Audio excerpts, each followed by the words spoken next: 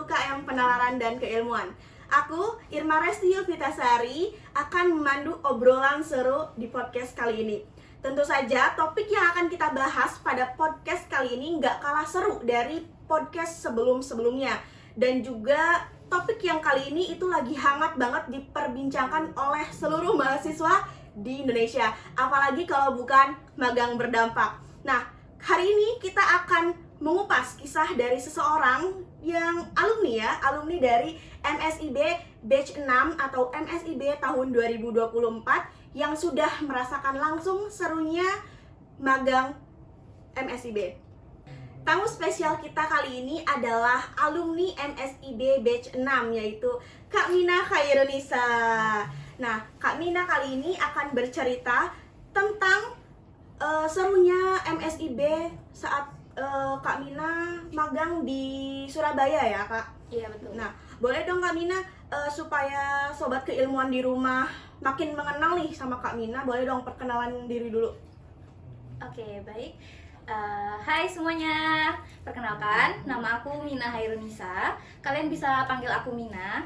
Aku adalah mahasiswi program studi Administrasi Publik semester 8 Fakultas Ilmu Sosial dan Ilmu Politik Universitas Swadaya Gunung Jati yang alhamdulillah pada tahun 2024 kemarin lolos magang dan studi independen bersertifikat atau MSIB. Ya, salam kenal semuanya. Ya, salam kenal Kak Mina. Nah, Kak Mina ini kan udah semester 8 ya. Sekarang kesibukannya lagi apa Kak di semester 8? Oh iya, untuk semester 8 ini mungkin kesibukannya sekarang sedang mempersiapkan KPA ya, dan juga mempersiapkan untuk sidang ristik ya. Doakan ya sobat keilmuan agar lancar sidang KPA-nya dan sidang ristiknya. Iya, amin ya Kak Mina. Semoga Kak Mina dilancarkan segala urusannya. Seperti yang sudah kita tahu bahwa tahun ini program magang dan studi independen bersertifikat atau biasa kita sebut MSIB itu berganti nama nih menjadi magang berdampak. Nah, menurut Kak Mina, apakah magang berdampak dengan MSIB ini itu sama aja atau ada perbedaan, Kak? Oke, seperti yang kita ketahui, kalau magang berdampak ini merupakan lanjutan dari program MSIB yang telah diluncurkan sejak tahun 2025. Jadi mungkin pada dasarnya magang berdampak dan MSIB ini sama. Namun ada beberapa perbedaan. Dari beberapa yang saya temukan, perbedaannya itu diantaranya yang pertama, itu ada waktu konfirmasi, waktu lolos.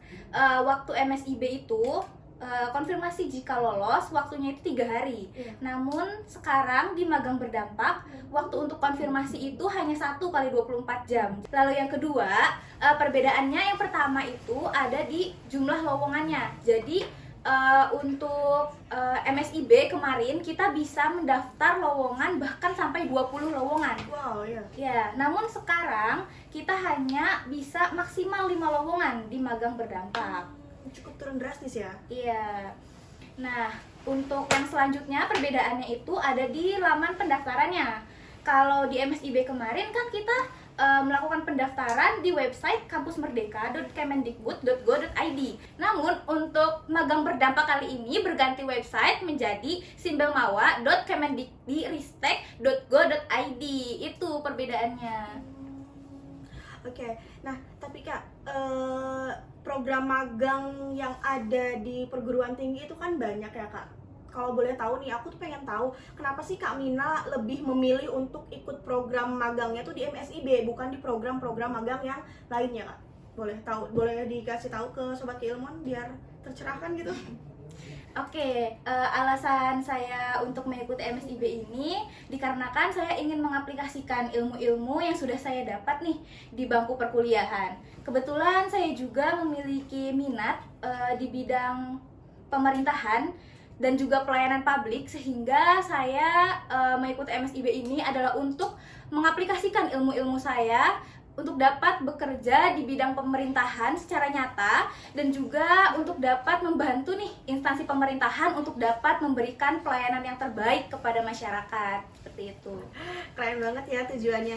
Nah, tapi apa sih yang membuat beda dari MSIB dan juga program-program magang yang lainnya Kak? Oke, jadi ini ya Kak ya, pembedanya itu yang pertama tentunya kita tuh bisa belajar gitu ya Kak ya, di luar kampus gitu ya. Kita bisa belajar nih bagaimana dunia kerja yang nyata gitu. Yang kedua, lowongannya juga tuh sangat luas, sangat banyak gitu di MSIB itu. Jadi kita bisa milih nih sesuka hati kita. Kita mau magang di mana, kita mau posisinya apa, itu bebas. Dan yang paling penting adalah dapat uang. MSIB itu dapat uang, dapat bantuan biaya hidup dari Kemendikbud. Nah, ternyata keren banget ya Kak Mina, program MSIB ini jadi ajang dari Kak Mina, bahkan mungkin mahasiswa yang lain untuk belajar mengaplikasikan ilmu yang sudah didapatnya di perkuliahan ya Kak. Dan juga meningkatkan skill juga ya. Iya, betul. Oke. Nah, tapi boleh tahu nggak sih Kak, boleh dong ya share sedikit nih, kemarin MSIB-nya itu Kak Mina ditempatkan di mana dan juga posisinya sebagai apa? Karena tadi katanya tertarik di bidang pemerintahan ya? Iya, betul. Oke, jadi waktu MSIB kemarin aku lolos di Dinas Kependudukan dan Pencatatan Sipil Kota Surabaya, dan aku ditempatkan di Kelurahan Pradah Kalikendal, Kecamatan Duku Pakis, Kota Surabaya, dengan posisi pendamping layanan administrasi kependudukan. Nah, itu proses dari awal daftar Kak Mina ke MSIB sampai di akhirnya nih diumumkan lolos atau diterima magang di sana, itu prosesnya seperti apa Kak? Oke, jadi prosesnya yang pertama tentunya kita harus bikin akun dulu dong. Nah, lalu yang selanjutnya setelah kita bikin akun, akan mendapatkan email nih untuk dapat aktivasi akun. Setelah aktivasi akun, nanti kalian di laman websitenya bisa melengkapi data diri yang ada di sana. Seperti contohnya ada kontak pribadi, kontak darurat, ada juga akun media sosial dan lain sebagainya. Lalu setelah kalian mengisi nih data diri kalian, nah kalian bisa mengajukan rekomendasi kepada pihak kampus. Lalu setelah kalian dapat rekomendasi dari pihak kampus, kalian bisa nih cari lowongan-lowongan yang tersedia di MSIB. Bebas nih kalian mau di mana, mau posisi apa, kota apa, itu bebas ya. Lalu setelah kalian mencari lowongannya nih dan ada yang cocok, kalian bisa klik dan juga daftar di situ. Nah, jangan lupa kalian perhatikan kriteria dan juga deskripsi pekerjaan yang akan kalian kerjakan nanti selama MSIB. Nah, nanti setelah kalian daftar di situ, kalian akan disuruh untuk mengisi CV, transkrip nilai, dan juga sertifikat organisasi. Jika kalian memiliki, itu opsional sertifikat organisasi. Nah, lalu kalian nanti di situ ikuti saja proses alur pendaftarannya sampai nanti kalian pendaftarannya itu diterima. Nanti setelah kalian selesai mendaftar, kalian bisa cek nih di bagian laman kegiatanku dan di email. Nanti kalian akan mendapatkan email kalau kalian sudah daftar nih di mitra tersebut, seperti itu. Nah, lalu nih Kak Irma, kalau kalian dipilih nih oleh mitra untuk mengikuti tes, nanti kalian juga bakalan dapat email dari mitra untuk mengikuti tes. Tesnya ini macam-macam ya teman-teman, bisa wawancara, bisa tes pengetahuan umum, tes psikotes, ataupun yang lainnya. Itu tesnya tergantung dari mitra. Lalu setelah kalian mengikuti tes dengan baik, kalian bisa menunggu email kembali dari mitra gitu. Nah, jika kalian diterima nih di mitra tersebut, kalian akan mendapatkan email konfirmasi kalau kalian itu diterima. Nah, kalian bisa cek nih laman Kampus Merdeka. Nah, di situ kalian bisa klik konfirmasi jika kalian memang ingin sekali magang di situ. Namun jika kalian masih ingin berpikir nih, apakah akan magang di situ atau di mitra yang lain, untuk MSIB ini diberikan waktu selama 3 hari untuk kalian berpikir. Namun di Magang Merdeka hanya diberikan waktu 1 hari saja Kak Irma. Nah, saran aku, kalau kalian sudah lolos di salah satu mitra, jangan ditunda-tunda lagi. Langsung terima, langsung konfirmasi kalau kalian mau magang di mitra tersebut. Nah, nanti nih Kak Irma, setelah kalian konfirmasi nih kalau kalian akan melakukan magang MSIB di mitra tersebut, nah nanti kalian akan mendapatkan pembekalan dari mitra selama 1-2 minggu. Nah, lalu setelah itu kalian akan mendapatkan mobilisasi keberangkatan. Jadi keberangkatannya itu bukan dari biaya sendiri, tapi diberikan oleh pemerintah dari mitra. Lalu yang selanjutnya kalian akan melaksanakan magang MSIB selama 1 semester, kurang lebih 5-6 bulan. Lalu yang selanjutnya nanti ada laporan-laporan nih yang harus kalian kerjakan. Nah, laporan-laporannya ada laporan bulanan dan juga laporan akhir ya Kak Irma. Lalu yang selanjutnya yang terakhir itu ada mobilisasi kepulangan, seperti itu. Nah, tadi kan Kak Mina udah nge-spill dikit ya tips supaya nanti kalian pas udah lolos itu langsung aja diterima, jangan ditunda-tunda supaya kesempatan kalian itu nggak hilang ke mana-mana. Nah, tapi Kak, sebelum ke proses penerimaan nih, aku kan tadi ada proses wawancara segala macamnya, kemudian juga ada menyiapkan CV dan lain-lainnya. Nah, kalau boleh tahu, ini lagi-lagi Kak, tips dan trik untuk sobat keilmuan di rumah yang mungkin mau mendaftar di program magang berdampak tahun ini. Boleh tahu nggak sih CV yang baik nanti saat kita mendaftar untuk magang berdampak itu kayak gimana? Boleh Kak dikasih tahu ke teman-teman di rumah tipsnya seperti apa? Oke, jadi Sobat Keilmuan, untuk CV yang harus disiapkan nih untuk program magang berdampak, ini adalah CV ATS ya teman-teman. Nah, CV ATS ini tuh di dalamnya meliputi ada deskripsi diri, ada juga pendidikan, ada juga kalau teman-teman memiliki pengalaman organisasi mungkin bisa diisi, bisa dituliskan di situ. Jika teman-teman juga memiliki prestasi di beberapa bidang, kalian juga bisa tuliskan di situ. Dan juga kalau kalian memiliki skill atau keahlian, nah kalian juga bisa tuliskan di CV ATS itu. Jadi CV-nya itu wajib ATS ya teman-teman. Nah tuh Sobat Keilmuan dicatat ya bahwa CV-nya itu harus CV ATS. Nah tapi Kak Mina, untuk program atau untuk daftar di magang berdampak ini juga itu kita harus menyiapkan portofolio juga nggak sih Kak? Oke, untuk portofolio itu sebenarnya opsional ya Kak Irma. Kalau memang kalian memiliki portofolio, kalian memiliki sebuah karya yang memang relevan dengan bidang yang kalian daftar, kalian bisa cantumkan portofolio tersebut. Tapi kalau misalkan kalian tidak memiliki portofolio pun tidak apa-apa, karena portofolio itu bersifat opsional. Oke, aku jadi makin paham nih sekarang. Nah terus, tapi biasanya nih Sobat Keilmuan di rumah, bahkan mungkin aku juga ya Kak, itu tuh paling deg-degannya di bagian wawancara dan tesnya. Boleh dong dikasih tipsnya juga, gimana sih wawancaranya, kemudian juga nanti tesnya seperti apa, dan mungkin boleh ya di-spill kemarin tesnya kayak gimana, pertanyaannya apa aja, boleh tuh. Oke, jadi untuk tesnya itu tergantung dari mitranya ya Kak Irma. Jadi ada beberapa mitra yang memang memberikan tes yang berbeda. Seperti contohnya kemarin dari mitra BNI itu hanya tes psikotes. Lalu untuk Dispenduk Capil Kota Surabaya itu hanya tes pengetahuan umum seputar tentang administrasi kependudukan. Lalu ada juga di Dispenduk Capil Kota Malang dan juga DPR RI, itu tesnya itu ada tes pengetahuan umum dan juga ada tes wawancaranya nih. Nah, tes wawancaranya mungkin pertanyaannya hanya seputar seperti bagaimana kelebihan dan kekurangan kamu, lalu apa alasan kamu magang di sini, seperti itu. Pertanyaan yang mungkin general gitu. Jadi untuk tesnya itu berbeda ya teman-teman, tergantung dari mitranya. Nah, jadi kalian ikutin terus aja tes yang diberikan oleh mitra, jangan sampai kelewatan sedikit pun. Oke. Terus juga nih Kak, tadi terkait mobilisasi keberangkatan dan kepulangan, itu biayanya ditanggung sama kita atau sama pemerintahan sih Kak? Oke, untuk mobilisasi itu ditanggung oleh pemerintah gitu.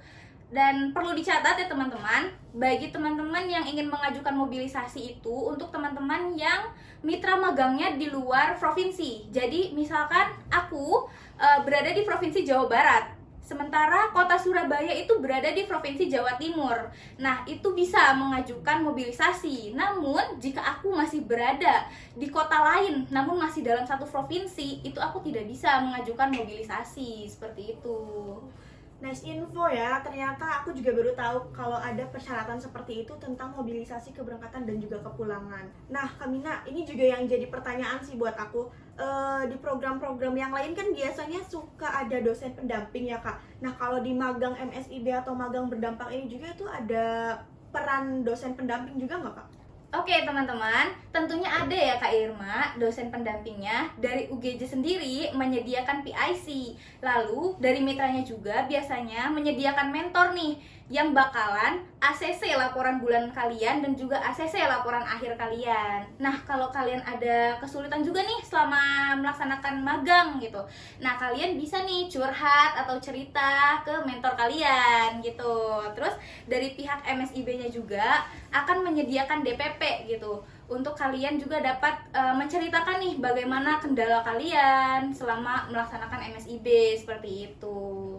Nah Kak, tadi juga kan Kamina sempat bilang ya bahwa pembeda dari magang MSIB dan juga magang-magang yang lainnya itu ada biaya bantuan hidupnya. Nah, kalau boleh tahu gimana sih Kak sistem untuk BBH-nya itu sendiri? Jadi Kak Irma, untuk sistem BBH-nya ini dirapel. Jadi pemberiannya itu 2 bulan pertama dan juga 3 bulan terakhir.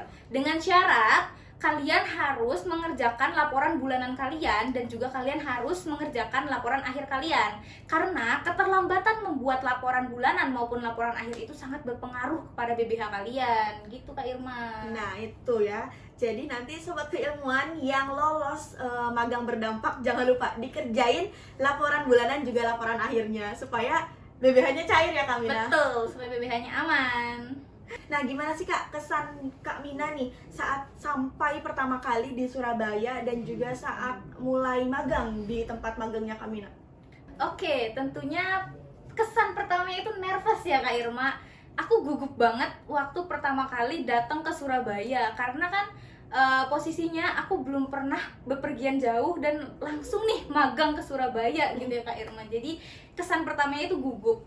Namun setelah dijalani ternyata MSIB itu sangat seru Kak Irma, karena kita bisa mengetahui nih bagaimana karakter masyarakat secara langsung gitu, bagaimana cara menghadapi masyarakat. Selain itu juga karena kan bahasanya berbeda ya Kak Irma ya. Di Jawa Barat ini menggunakan bahasa Sunda, sementara di Jawa Timur itu menggunakan bahasa Jawa. Jadi itu sebuah tantangan tersendiri gitu bagi aku gitu selama magang di sana. Nah Kak, boleh juga dong sharing ke sobat keilmuan di rumah nih yang lagi nonton. Selama magang itu kegiatannya ada apa aja sih Kak?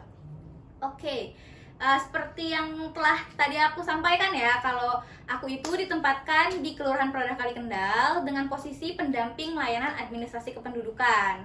Nah, pekerjaan aku nih selama di Surabaya itu yang pertama ada jadi petugas loket pelayanan Kak Irma. Nah, petugas loket pelayanan itu di situ kita melayani masyarakat secara langsung. Pelayanan itu seperti pelayanan dalam aplikasi KNG atau Klampit New Generation yang di dalamnya itu ada pembuatan akta kelahiran, pembuatan akta kematian, pembaharuan kartu keluarga dan lain sebagainya yang berhubungan dengan administrasi kependudukan. Lalu yang kedua, aku juga melakukan pelayanan SSW Alpha nih gitu bagi masyarakat yang memang memiliki keperluan untuk menikah gitu, karena persyaratan SSW Alpha ini diajukan gitu untuk nanti persyaratan menikah ke KUA.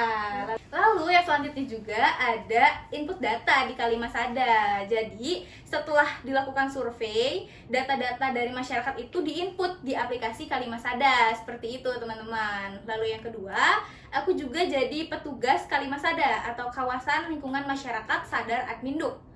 Ngapain aja nih kira-kira Kalimasada? Kalimasada itu yang pertama melakukan survei kepada masyarakat. Jadi pelayanan itu secara door to door Kak Irma. Oh, wow. Ya, pelayanan itu meliputi yang pertama waktu itu perubahan kartu keluarga, update kartu keluarga.